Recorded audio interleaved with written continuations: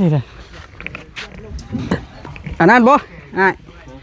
ทางกระชีนี่มัน6 แผ่นนะมันยากจังกันบ่ตัวนี้6 แผ่นบ่6 แผ่นหมดเด้อตัวนั้นยาวกว่าตัวนั้นเหรอบ่เป็นหยังทางสีเก่ามีอยู่บ่บ่พอกับ2 เมตรมุ้งมันชุดนี่แหละนี่คันตัวนี้3 เมตรก็พอดี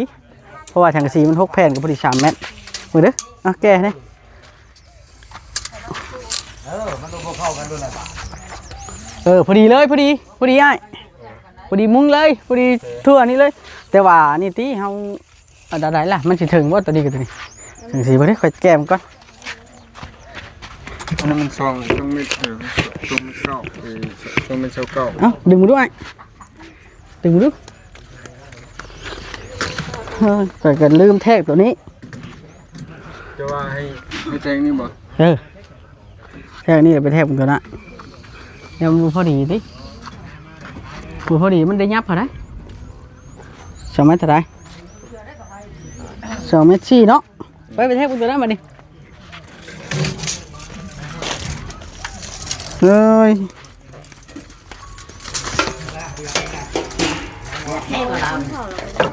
ขอกินแล้วบอกว่าไปกันละสมมุติอาจจะขานี่นะไปถ่ายน้ำนี่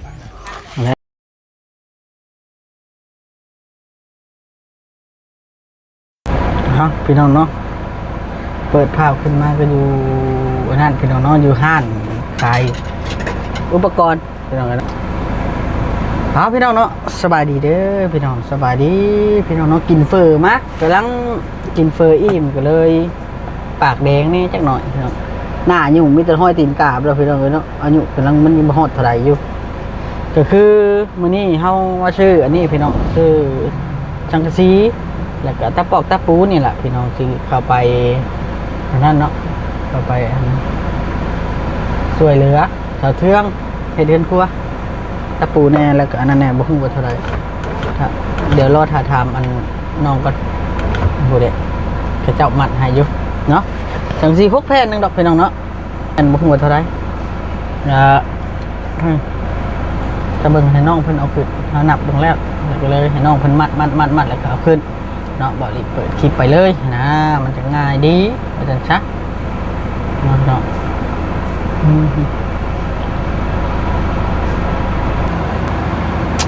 โอ้ยพี่น้องเอ้ยเนาะ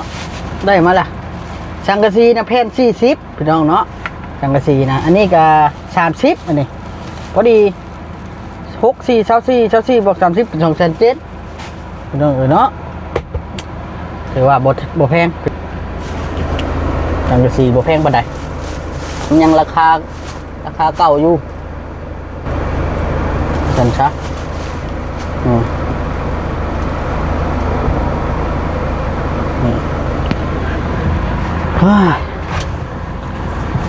ซอยสาวเทืองนี่ก็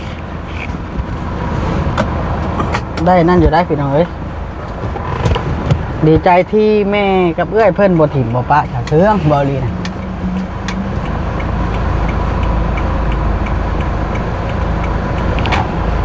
แม่เอื้อยเพิ่นบ่ถิ่มบ่ปะสาวเทืองอีหลีเหรอ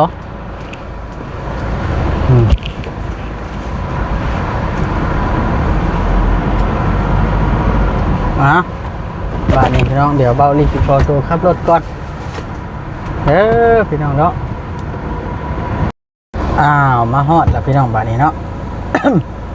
มาฮอดเรียบร้อยพี่น้องเลยไปลงไปเบิ่งน้ำกันพี่น้องเลยสปาแก้วหมดก่อนพี่น้องเลย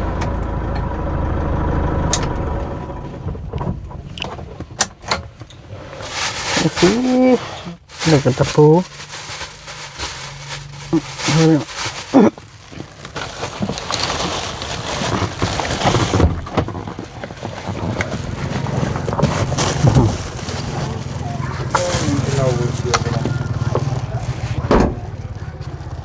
้สังกะสีได้มาแล้วโอ้ได้มีไว้บอกยังใส่แต่ฮ้อนบ่ไอ้สบายดีฮ้อนบ่สบายดีก่อนเราบ่ค่อยได้ขับกล้องเพิ่นล่างไปจ้างรถเนาะรถผมจอด เราได้แล้ว ก็คุณก่อน ลิงลงไปแก้ลงนั่นเด้อล่ะ นี่เลยปลาไม่ลูก ปฏิมุงลงพุ่นบ่ป่ะนี่ สิถึงบ่วะ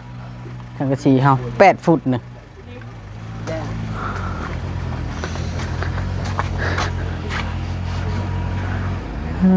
ที่เถอะเห็ดพอมันว่าง่ายชาเห็ดไว้ใส่ก่อนเนาะโอ้เธอสังกะสี8 ฟุตพอดีหรือบ่แหละไปดีบ่ยังใช่ตัดผมใหม่บ่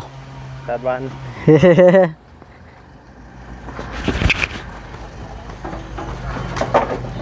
ลงไป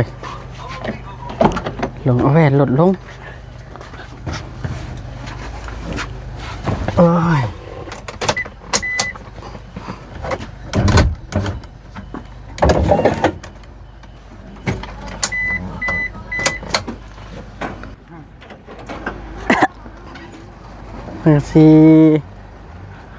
8 ฟุต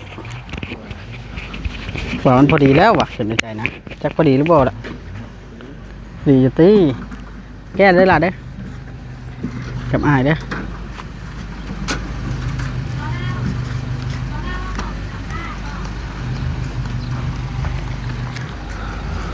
ครับพี่น้องเนาะเอาลิงมาพังน้ำกระเจ้าเขาเอาเรื่องยังกันเดี๋ยวซื้อสังกะสีมาแล้วก็ทีให้เพิ่นอันนั้นแล้วก็ทีให้บอสขึ้นโค้งเลยทีจะนักจะเต็มไปดีเทพเอาเลยมาชิชาเบาดีสบายดีเบาเบี้ยงโอ้จัดนักบ่ ได้ชนะเซลไม่เพิ่น เอาลายอันเทะ เอ้าเป็นยังได้สองอันได้จ้ะ ได้สองหรือได้สามนี่ สอง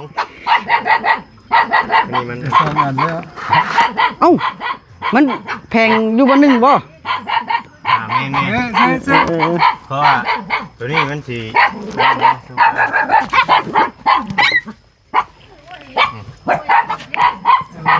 ให้ข่าวทันทีเลย แม่ไฟมันสีขาวทำ โอ้ดีเด้อตัวนี้นี่มันมีขีดให้เจ้าเบิ่ง โดย แต่มันเต็มหรือบ่เต็มเป็นตู้ปั่นมาแล้วได้เจอข้าวดีเลยมา โดยซ่า โอ้ตัวนี้มันจะเป็นตัวนี้ สบายดีบ่าวดี สวัสดีอ๋อที่เธอ ตัวนี้มันสี ไผเอามะม่วงชุงมานี่ ตั้งอัตโนมัติ คือเจ้าให้อย่างเงี้ยเลย คือว่าห้องนี่ โดย โอเคแต่ว่าแพงมันเป็นแพงของตัวนี้ประตูตรงชื่อแพงของแพงมันเด้อ เอาขึ้นไปนั่งน้ำกันพุ่นขึ้นไปนั่งน้ำกันพุ่น มาดับด้วยสิยา ฮะ มาดับด้วย ตอนมุงรับมันก็สิรับเองมันทำเจ้าอย่างมอดก็จะมอดได้นะ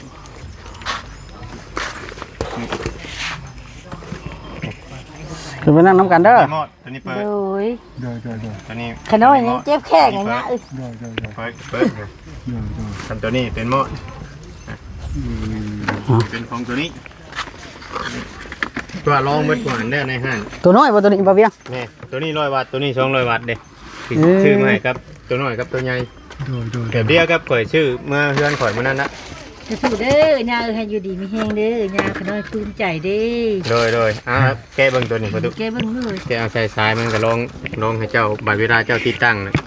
เจ้าก็สิได้ครูมันนะ วันเมื่อไรเงี้ยแล้วได้เนาะ วัดของมันนี่ตัวใหญ่ให้ใส่ตัวใหญ่เนาะยันไปลงกัน ยันไปใช่ตัวใด แม่นยันเจ้าลงแพงมันเท่านั้นประตู โดย ตัวใหญ่ให้ใส่ตัวใหญ่ตัวน้อยใส่ตัวน้อยมันสิบวกเขาบ่แม่นหยังดอก ได้สองอันเลยพี่น้องเนาะมันนี่มานอีหลีไม่เท่าปั่นนี่ เบิ่งสิเปิดเบิ่ง ข่าวแล้ว เอาแล้วนี่พออยู่ห้านเฮาก็ลองเด้ โดย ตัวมันคาตรงยางเนาะพอจังว่า เจ้าบ่ได้ใช้อันนั้นน่ะไหมพี่จะใช้อันนั้นน่ะ สมุดบ่ เออ เนาะยังบ่ได้ทา เอาตัวนี้ไปกดเอาตัวนี้กด สมุดมันถือกันอยู่แล้วประตูเอ้ย โดย นี่มันสิหุงรถ โดย เดี๋ยวได้เจ้าใส่ทานเด้อนี่ โดย ทานมัน ทานมีอยู่ที่ถึง เดี๋ยวเก็บไว้ ทานแต่พุ่นละแต่ยาชื่อมา เดี๋ยวจะเก็บไว้ก่อนคันมีกันเนาะ ใช่ตัวเดียวก่อน ตาแดไว้เอา สากไว้พุ่นก็ได้ โดย แบบว่าให้มันสากไฟเขาได้นอกเบาดิ แม่นแล้ว เบิ่งแก้ชายมันให้มันเงา แก้คนเฮ้ย งานบ่ได้จังตักเดี๋ยวคุยกันก่อน แม่เฒ่าเอ้ยค่อยสิบอกเจ้าคำนึงเพิ่นซื้อให้ย้อนหยังเจ้าว่านอนเจ้าอยากกี่ที โดย ท่านบ่อยากกี่ทีที่เพิ่นบ่อยากซื้อให้ได้ แม่น น้องบ่เวียง แม่น ขน้อยก็ย่าเลยเด้ยาเอ้ย ยาน่ะบ่ อย่าเลยบาดนี่ อย่าเลยได้บ่ไผสิกี่ที ข เนาะ น้อยรับสารภาพเบิดน้ำเบาดิน้ำเบาดิ แม่น ขน้อยบ่ได้เว้าหยังให้เว้า บ่ให้เว้าให้ไผบ่แม่นว่าให้เว้าให้แต่ข่อยได้ โดย ดีใจน้ำเด้อ โทรศัพท์ ตัวเป่ารีบไปเบิ่งชาวเทืองก็เด้อ โดย มายินดีนำพ่อเฒ่าวันไส้พี่น้องเนาะเด้อ ผมมันแม่น ไทยเอาสบายดีลูกคำน้อยสบายดีนมมือผมดูลูกนมมือดูนี่เฮ็ดไปนี่ล่ะเฮ็ดไปนี่เฮ็ดคือบ่าวดิสบายดีเรียกมาก่อนน้าบ่าวถ่ายรูปก่อนทุกนี้น้าบ่าวสิถ่ายรูปทุกทีอ้าวโอเคดีโอ้ได้ย้อนอีหลีเอ้าบ่จ่อยนี่เลยนี่เลยอันนั้นบ่ทางกระชีนี่มัน6แผ่นน่ะมันย่างทางกันบ่ตรงตัวนี้ ซิวแฟนบ่ 6แผ่นหมดเด้อ ตัวนั้นเงากว่า ตัวนั้นเหรอ บ่เป็นหยังทางที่เก่ามีอยู่ บ่ ตัวนั้นบ่พอกัน 2 เมตรมุ้งมันชุดนี่แหละนี่คันตัวนี้3 เมตรก็พอดีเพราะว่าทางกระชีมัน6แผ่นก็พอดี3 เมตรมือเด้อแกนี่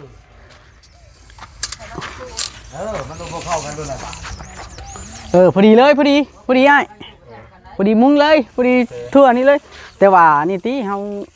ได้ล่ะมันสิถึงบ่ตัวนี้กับตัวนี้ถึงสิบ่ได้ค่อยแก้มก่อน อันนั้นมันต้องเม็ดต้องเม็ดเก้าต้องเม็ดเก้า เอ้าดึงมาด้วยดึงมาดูแต่ก็ลืมแทกตัวนี้ จะว่าให้แทงนี่บ่ แทกนี่ไปแทกมันตัวน่ะแล้วมันพอดีดิพอดีมันได้ยับพอได้2 เมตรเท่าไหร่2 เมตร4เนาะไปแทกมันตัวนั้นมาดิเฮ้ย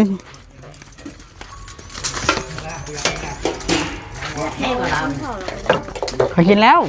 บ่ห่วงขอยก็ได้สมมุติเอาแต่ขานี่เด้อ ไปถ่ายน้ำนี่ แล้วเท่าไหร่นะ2 เมตร4ฮอนมันบ่ ขาดนิดนึงประมาณครึ่งนี่ บ่สมมุติว่ามึงแต่ขานี่นั่นนี่สิเอาสักเลยเอาจะเท่าไหร่ได้หั่นน่ะเฮ้ยเฮาก็บ่ต้องเอาค้อนมันยาว คนชันบ่ 2 เมตร4นะเข้าใจดูบ่อนได้2 เมตร4 2 เมตร40มันน้ำเจ้าอ่ะนะอยู่ไสเพียงใด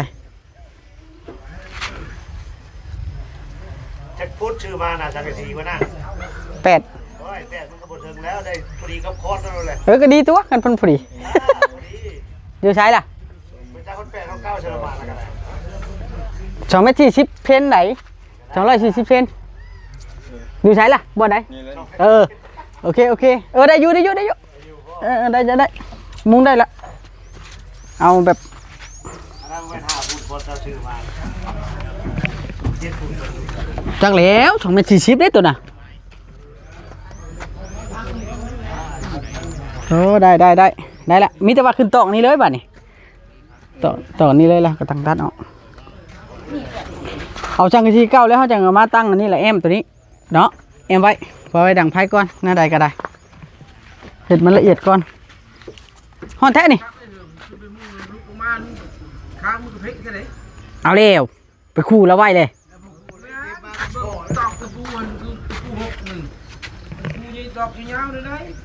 กูซิบข่อยก็มีอยู่ไหนมึงละช่วยลุงเด้อ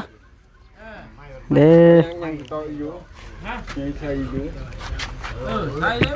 เจ้าย้ำไปเลยนี่ จิตตกมันอยู่จังหน่อยเฉพาะไหนเลยจิตตกทำอีกนะ แบบนี้แหละดังไผ่ที่อย่างนั้น เอาได้ตะกี้คือตัวคนละทางกันแล้วแหละ เพิ่นว่ามันเลิกได้เพิ่นว่ามันเลิกโอ้ยตอกบ่ถึงมันเป็นคนตีนี่ คนตีมื่นเด้อคนตีไผ่นี่คนตีช่างบ่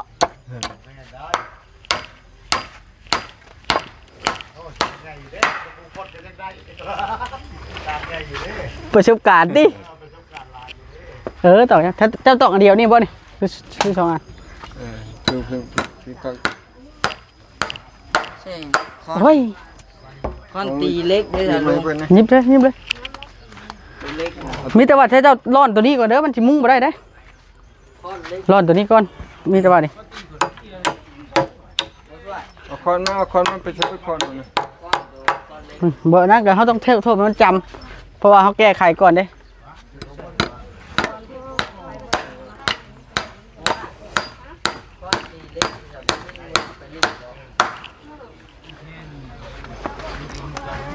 หาชุบไปป้าใช่ล่ะ ให้ตอกนี่เจ้าบ่อ้าวคักแล้วบัดนี้ตอกข่อยอยากจอกจำอยู่ คนดูไม่คนนั้นบอก เฮามีแต่ว่าเอาตามนี้แหล้วมึงก็ได้คอนมันก็ยามันดอกคอนมันเฮาอยู่ในพุ่น คอนเล็ก เนาะ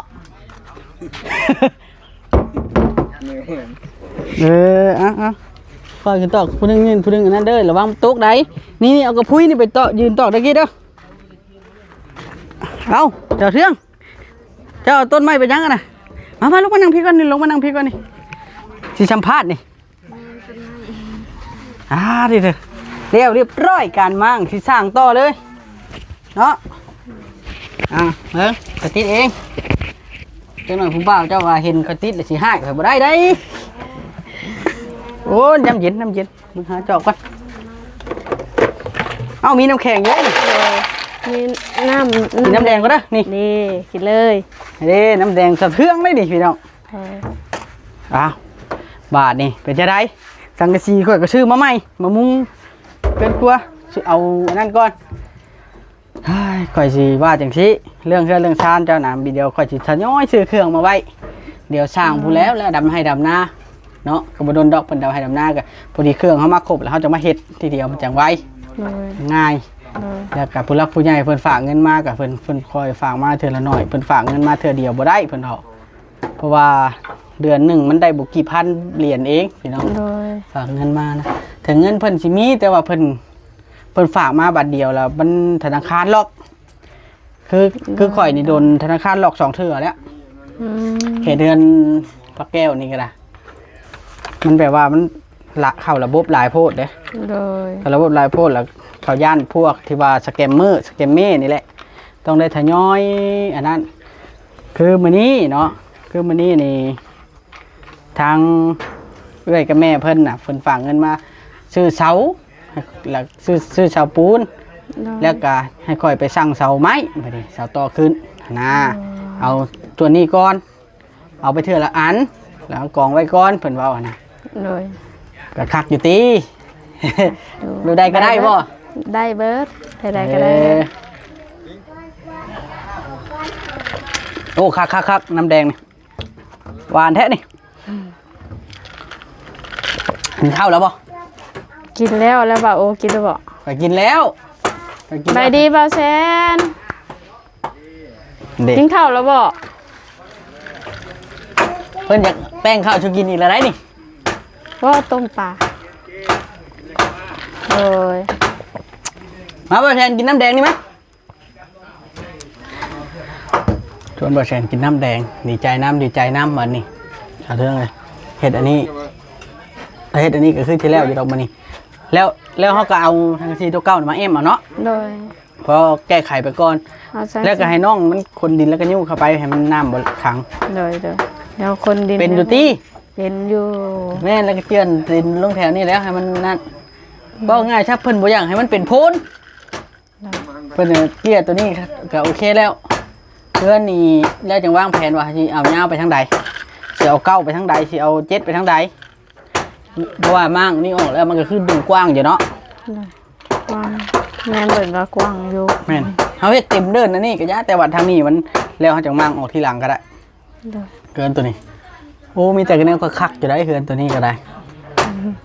ฮะดีใจน้ำเจ้าเทืองเลย ดีใจจนจนว่าบอก จนพูดไม่ออกอ้าวจางว่าแทะพี่น้องเนาะดีใจจนพูดไม่ออกแล้วชาวเทืองอืมโอเคบัดนี้เดี๋ยวค่อยจะได้ขอตัวก่อน โดย ขอตัวลาไปก่อนแนวใดก็ได้ ไปใส่ จบคลิปนี่แล้ว โอ้ โอเคบัดนี้ฮะ เออ สบายดี สบายดี อยู่ดีไม่แห้งเด้อชาวเทืองเด้อ บ่ ลุยต่อลุยต่อ ว่าโอคือกันอยู่ดีมีแฮง โดยเด้พี่น้อง